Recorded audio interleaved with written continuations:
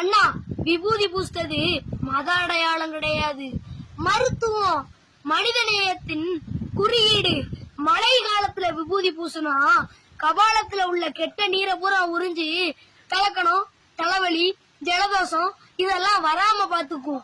வெயில் காலத்துல விபூதி பூசுனா புறவுதா கதிர்கள்ல இருந்து தலைய பாதுகாக்கும். உடல்ல விபூதி பூசுனா தோல் நோய் வராம பாதுகாக்கும்.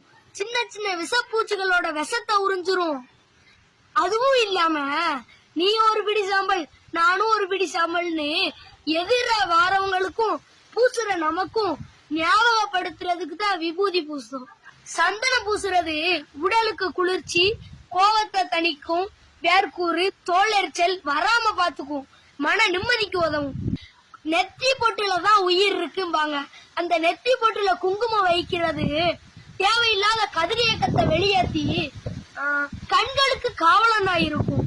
குங்குமம் வைக்கிற விதத்திலேயே நீங்க கல்யாணம் ஆனவரா, கல்யாணம் ஆகாதவரா, சண்டைக்கு வாரீங்களா, சமாதானம் பேச வாரீங்களான்னு தெரிஞ்சுக்கலாம். குங்குமம் அப்படின்றது தமிழ் கலாச்சார அடையாளம். அறிவியல ஆன்மீகம் எடுத்துக்கிச்சு, அவ்வளவுதான்.